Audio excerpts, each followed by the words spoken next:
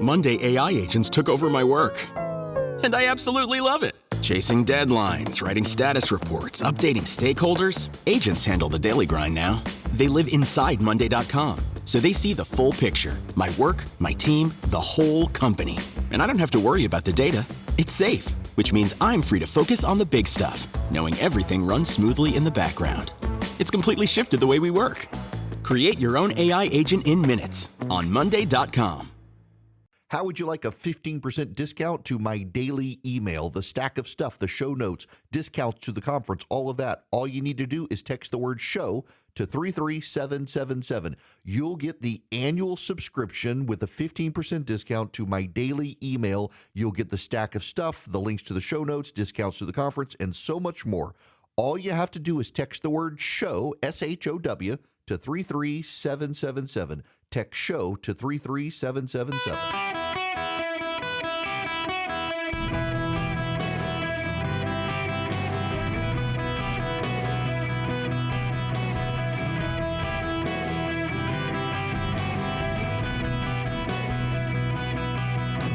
To the Eric Erickson Show podcast, Hour 3. Welcome back. It's Eric Erickson here across the United States. Don't forget to text SHOW to 33777. Get tickets to the Not Safe for Radio show in October here in Atlanta. Those of you coming in from out of town, there is a Westin next door. It's got great rates, great rooms. I have stayed there. It's worth coming down. It'll be a lot of fun. Again, text the word SHOW to 33777. Now, I want to move into the rent control issue because the commies in New York have decided to freeze rent in New York City. Justice Thomas in the Supreme Court and Justice Alito have now for some time staked out the position that rent freezes and rent control is unconstitutional because it amounts to a taking under federal law. How does that work? Well, you have a business, you have a building, and you decide to rent it out, and now the government comes in and sets your rate. It's a violation of your contract right with the person on the other side, and it matters greatly that the government might come in and control yourself in some capacity. And so the Supreme Court has said, well, I shouldn't say the Supreme Court has said, the two members of the Supreme Court have said they think it's unconstitutional. I suspect others will as well, particularly a rent freeze. Now, I want to read you a piece on social media from Bill Ackman. Bill Ackman is the investor in New York City. And let me just read for you what he put up on social media. Imagine your family worked for a generation to save enough money to buy a brownstone occupied with rent-stabilized tenants on the Upper West Side.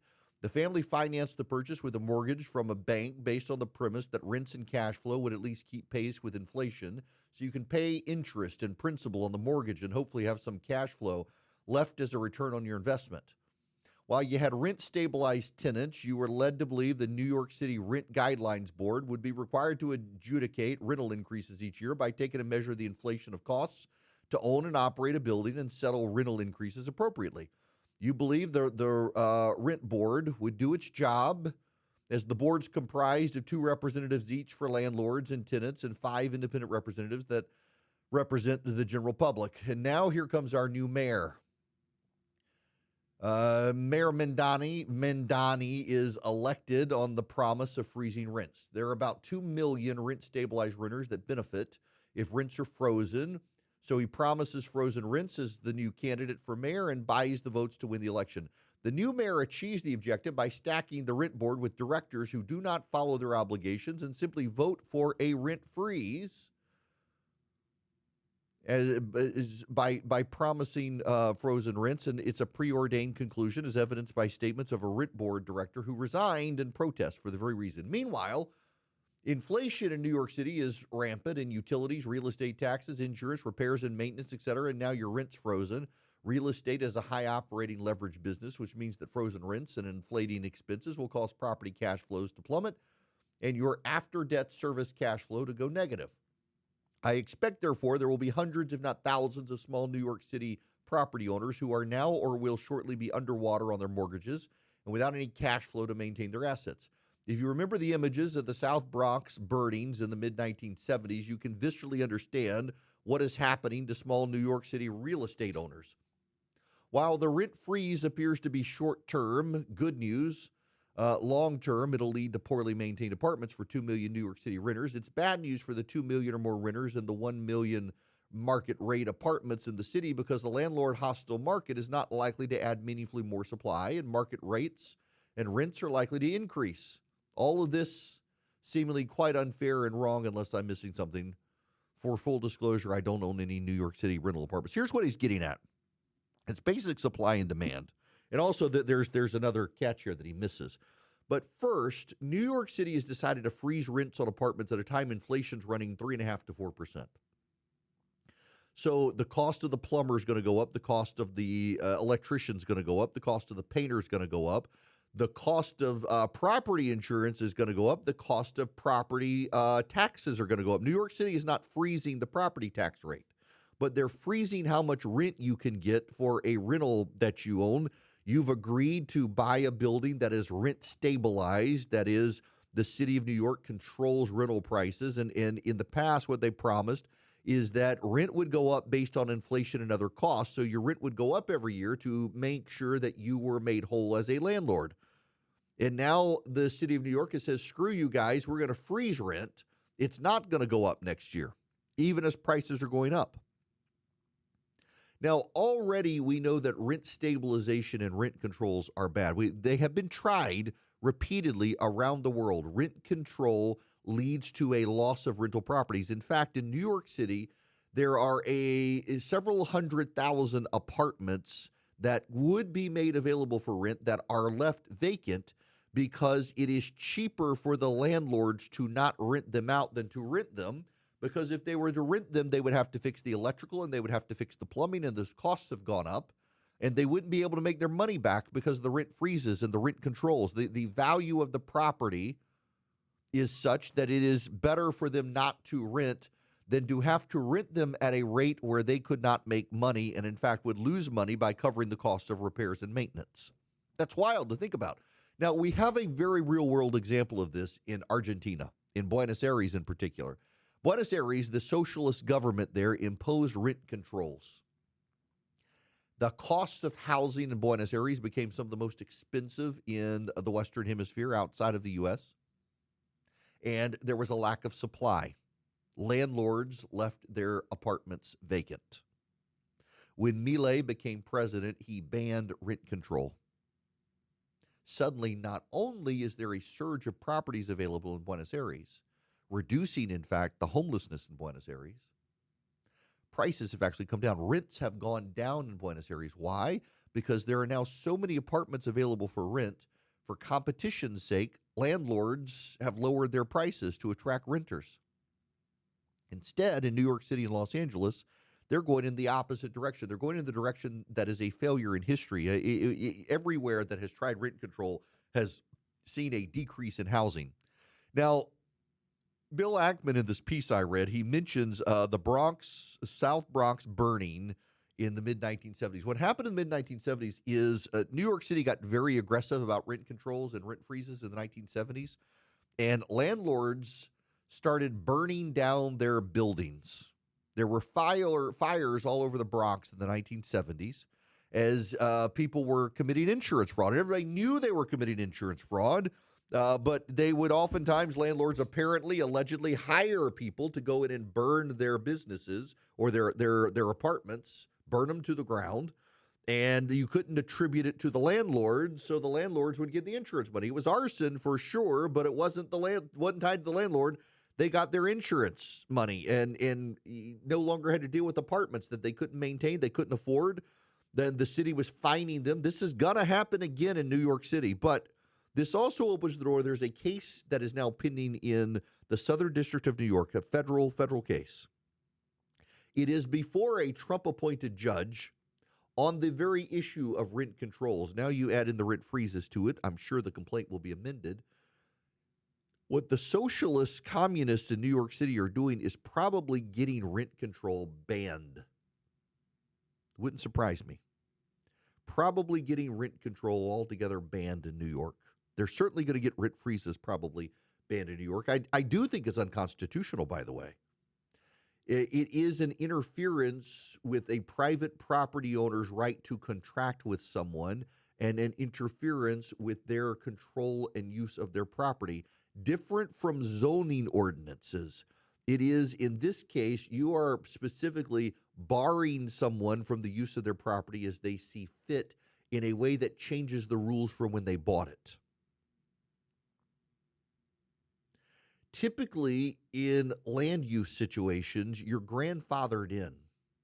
So, for example, if you have a property that is zoned as agriculture and the entire community around you becomes an urban environment, you're allowed to keep your farm because you're grandfathered in. They can't change your zoning on you. Now, agriculture typically gets an improvement, so let's just go in the opposite direction and say you are zoned for high-density housing in an area, and the whole area decides, you know what, we don't want high-density housing anymore, we want agriculture. You are grandfathered in typically under the laws of the 50 states. They can't force away how your property was zoned when you bought the property. In New York, though, they think that they can tell you can no longer charge rent or your rent is frozen. And again, they're not going to freeze property taxes. They're not going to freeze the cost of the plumber. They're not going to freeze the cost of the electrician, the painter, the maintenance, the carpenter. No costs are going to be frozen, but your income is going to be frozen by law. You're no longer allowed the enjoyment of your property as you saw fit. And the communists think this is a good thing. But again, every single place this has been tried on planet Earth has resulted in higher rents for those that are not rent stabilized, has resulted in shortages in housing, and the places that have undone this have seen the housing market explode and costs go down, including Buenos Aires is the most recent example on planet Earth of this happening. They no longer have a housing crisis in Buenos Aires because they got rid of rent controls. There's another thing here, and this goes for those who are not in rent-stabilized apartments. You've now not only reduced the supply of property, that's going to naturally cause rents to go up elsewhere because people are not going to leave the rent-stabilized apartments. Now, they're going to turn into third-world hellholes. They're going to be rats. I mean, New York City has seen this. And so what the New York City is going to do now is they're going to come in and tell the landlords in these rent-stabilized properties, we're seizing your property for failure to maintain it. That's going to happen.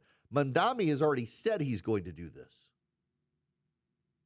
But for those who don't live in rent-stabilized properties, some of you listening right now in New York, not only is your rent going to go up because of a reduction in supply, your rent's going to go up because a lot of the property owners of the rent-stabilized apartments also own properties that are not rent-stabilized, that are free market rental rates. And so your rent is now going to go up to subsidize the rent-stabilized and rent-frozen properties. That's part of the problem here. Your rates are going to go up not just because of reduction in supply. Your rates are going to go up because you're going to have to subsidize the costs of landlords who own your building and also own rent-subsidized or rent-stabilized properties. It's going to end badly for the people of New York. Mamdani said that he was doing this because, after 6 months of having a socialist, New York's decided they want more socialists. That's why they elected people like Chevalier and the like. As George Will famously said, every 25 years or so, this country flirts with socialism to remind itself how bad it is. You're going to see the deteriorating conditions in New York, and it's going to happen far quicker than people expect when it comes to rent issues because landlords aren't going to be able to maintain these properties. And there's probably going to be a Supreme Court case coming out of this because this does amount essentially to a taking of your property by the government when you are prohibited from the pre-existing contractual arrangements you have. There is a contract right in the Constitution tied to the property right that these socialists are forgetting about. And, of course, they'll just blame the left. This is a Monday.com ad. The same Monday.com helping people worldwide getting work done faster and better. The same Monday.com designed for every team and every industry. The same Monday.com with built-in AI, scaling your work from day one. The same Monday.com that your team will actually love using. thesamemmonday.com with an easy and intuitive setup. Go to monday.com and try it for free. Yes, thesamemmonday.com. Welcome back. It's Eric Erickson here. If you text Eric, E-R-I-C-K, to 33777, you get the live stream, the show notes, the podcast, everything you need. I found that Mamdani clip. Listen to this. This is him with Jonathan Karl on ABC News. Republicans are going to make you the poster child for the Democratic Party. Let them. We don't have to ask ourselves what life looks like if a socialist wins. I won last November, and over the course of these last 6 months, what we've delivered for working people are the very things we were told were impossible. We've delivered free childcare for 2-year-olds for the first time in New York City history. We've delivered tens of millions of dollars back to tenants who were taken advantage of by bad landlords. We've delivered 165,000 potholes being paved. And we've done all of these things while also delivering the lowest recorded crime in our city's history. That's what it looks like to have democratic socialism. And what you're seeing is that New Yorkers experienced this for 6 months and made the decision that they wanted to see more of it on the national stage as well. Except it was the upper income white people who voted for these people, not the lower income people. And by the way, the reason that crime is down in New York is that they're just not reporting it. You do know that, right? The New York City is telling the police to not report all crime statistics anymore. So, you go to. I'm actually flying to New York tonight, and will be staying down the street from a CVS I went into a couple of years ago, where everything is behind lock and key. Everything is behind lock and key. The toothpaste included behind lock and key.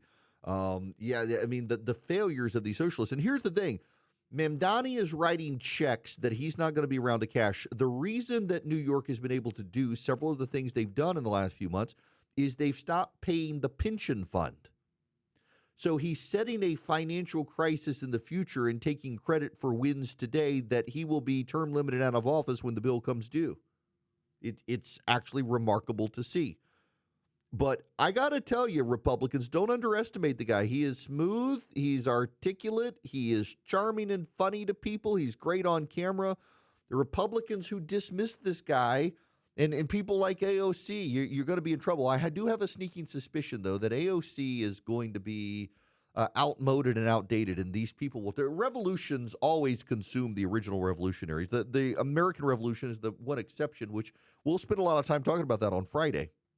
It's just going to be very interesting to watch these people turn on the Democratic Socialists in New York over time as their policies do come to play a role between crime, the protection of illegal immigrants there, and the rent. I mean, we see how this stuff works. The idea that New York is going to escape the cataclysmic fallout that other democratic socialist nations have faced is nonsense, and they're not going to get a federal bailout.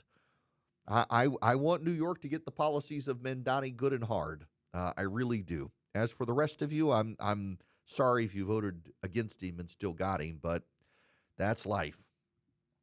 In today's uncertain economy, American financing is helping families find a way out of high-interest traps. We're headed into summer. The economy is, not doing great, and interest rates may go back up.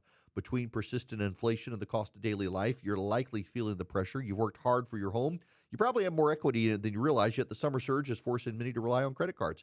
It's an exhausting cycle, but American Financing understands that 2026 requires a real strategy. That's why American Financing has salary-based mortgage consultants. With mortgage rates in the fives, their customers are saving an average of $800 a month by wiping out high-interest debt. That's money that stays in your pocket to fight back against rising costs. No upfront fees. There's no pressure. If you start today, you could delay 2 mortgage payments. Call American Financing today. 866-886-9262. That's 866-886-9262 or AmericanFinancing.net/Eric. NMLS number 182334. NMLSConsumerAccess.org. APR for rates in the 5 start at 6.327% for well-qualified borrowers. Call 866-886-9262 for details about credit costs and terms. Visit AmericanFinancing.net/Eric. Average savings based on borrowers who save over $199. Monday.com AI agents took over my work, and I absolutely love it. Chasing deadlines, writing status reports, updating stakeholders. Agents handle the daily grind now. I stay in the loop only when it matters. Create your own AI agent in minutes on Monday.com. Welcome back. It is Eric Erickson here across the United States. If you text the word Eric, E-R-I-C-K, to 33777, get everything you need about the show. Full disclosure, by the way, so I'm leaving in New York tonight. I've got to be at a conference tomorrow during the show with the head of programming from my flagship station. So I will not be here tomorrow, but I will be back on Wednesday. I'm moderating a discussion on radio at a conference in New York tomorrow. Now, listen, I'm just going to have to save this clip because I'm just going to have to keep playing this clip over and over and over because I told you at the time it was one of the most naive things I think I've ever heard come from a political leader in this country. I mean, it's like high school United Nations Club. This is the clip. Jake, for 47 years, this country has been a thorn in our side. It's been kind of a basket case for Democrat and Republican administrations.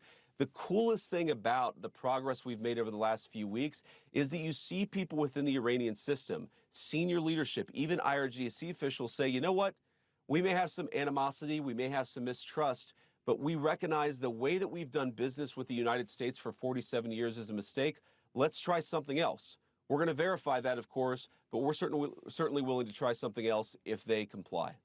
You know what's cool, Jake, is the Iranians, after 47 years of trying to kill us, have decided they don't want to kill us anymore until this weekend when they decided to shoot a ship that was still able to get out of the strait, announced that they were going to exercise sole control over the strait.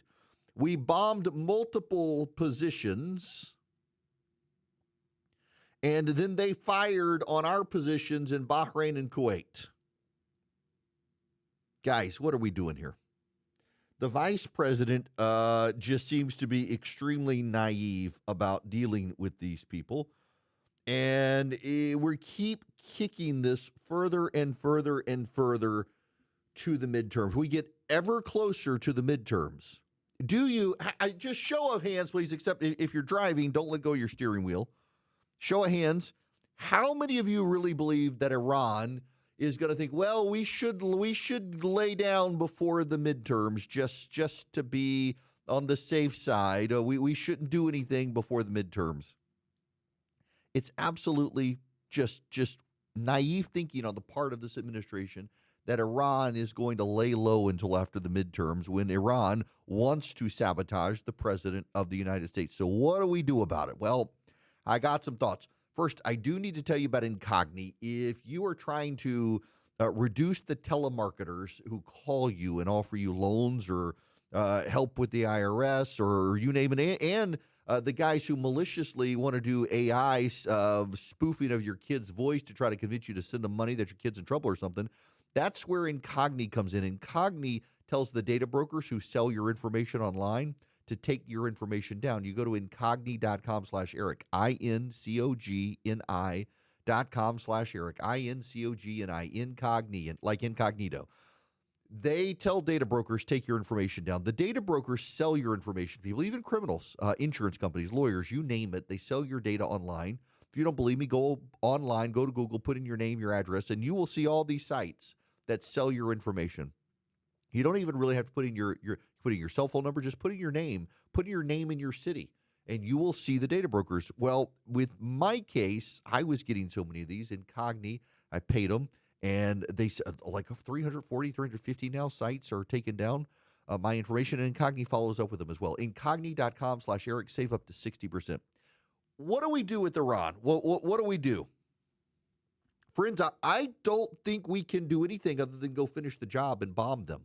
Allow Israel to do their destabilization plan. The Kurds have started fighting Iranian forces on the border between Iran and Iraq.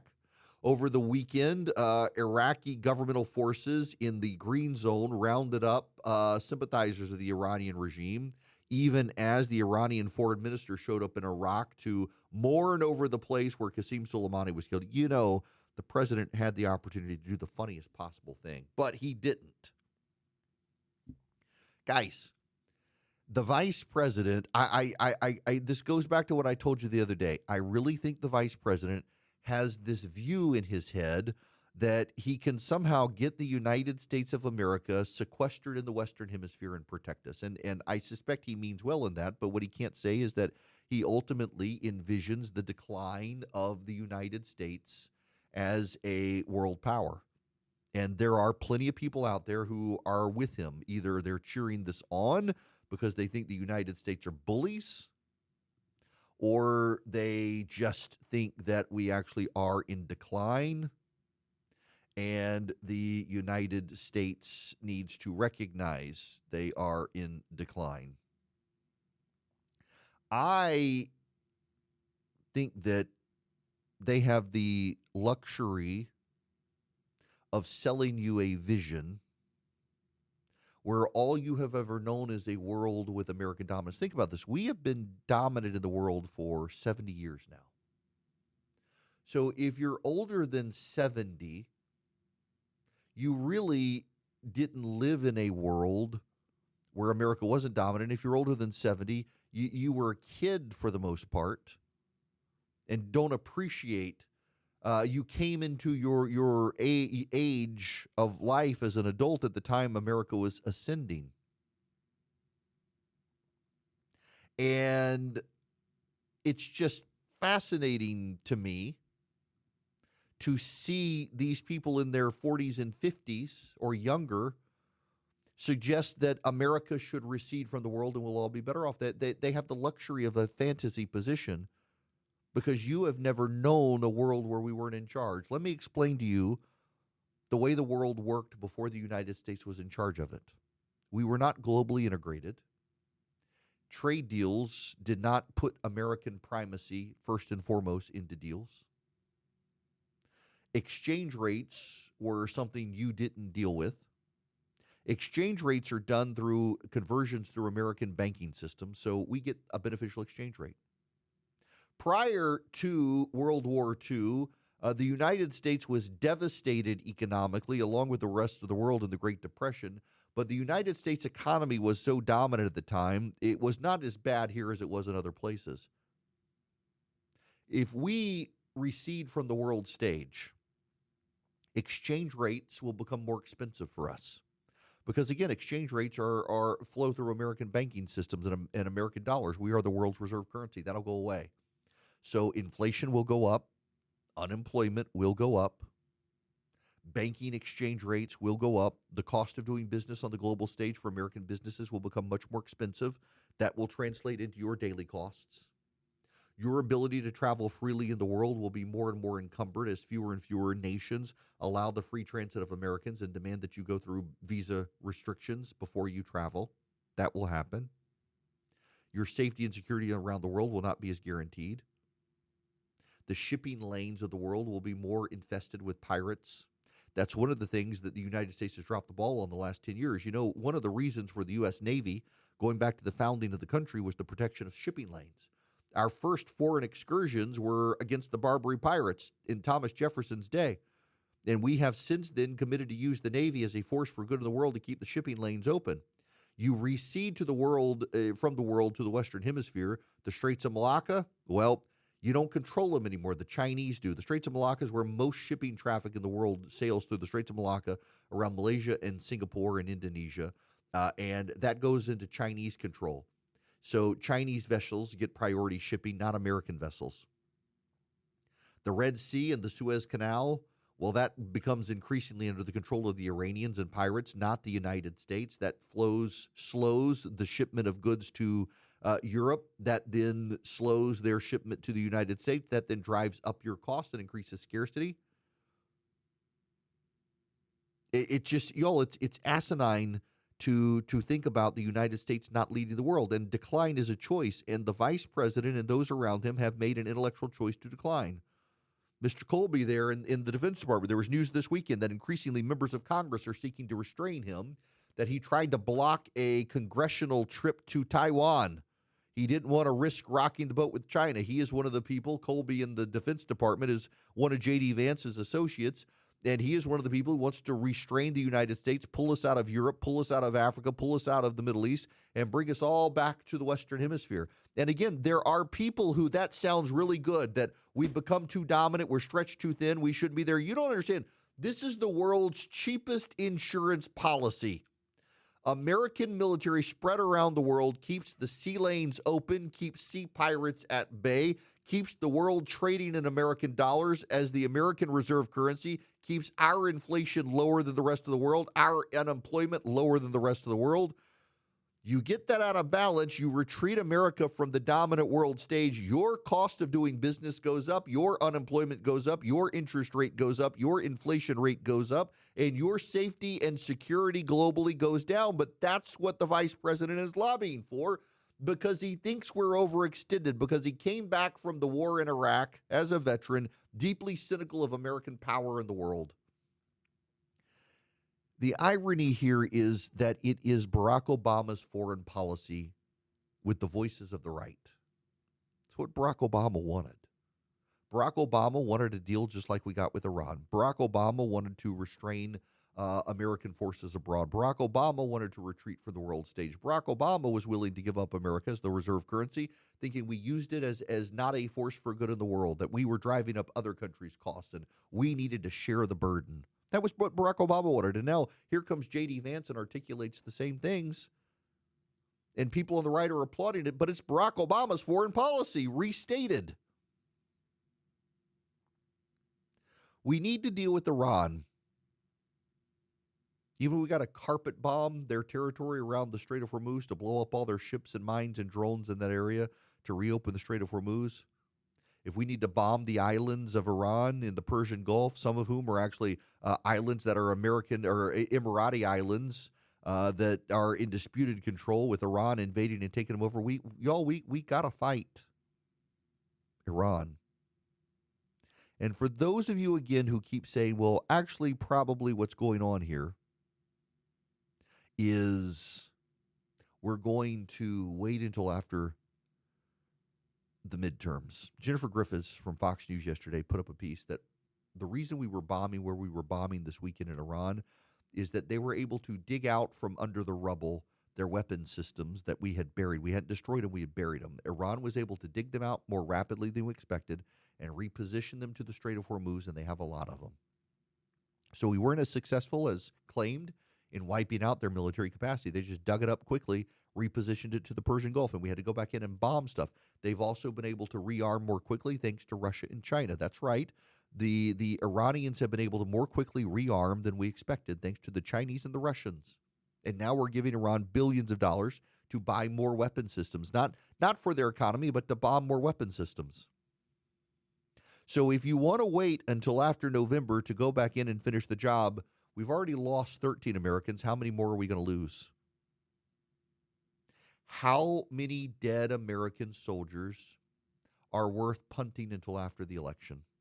That's the calculus that you're making if you think maybe this is all a master plan to go in after the election. More Americans dead. It's unfortunate, but that is the reality. You may not like me putting it to you in that way, but that's the reality. That is the reality. And I would much prefer it if we went in before the election, damn the consequences, and do the job. I mentioned earlier the Wall Street Journal polling today shows the Democrats at their widest gap in the generic ballot, that people are really angry with the president. They're angry with his starting the war in Iran. They're angry with how he finished the war in Iran.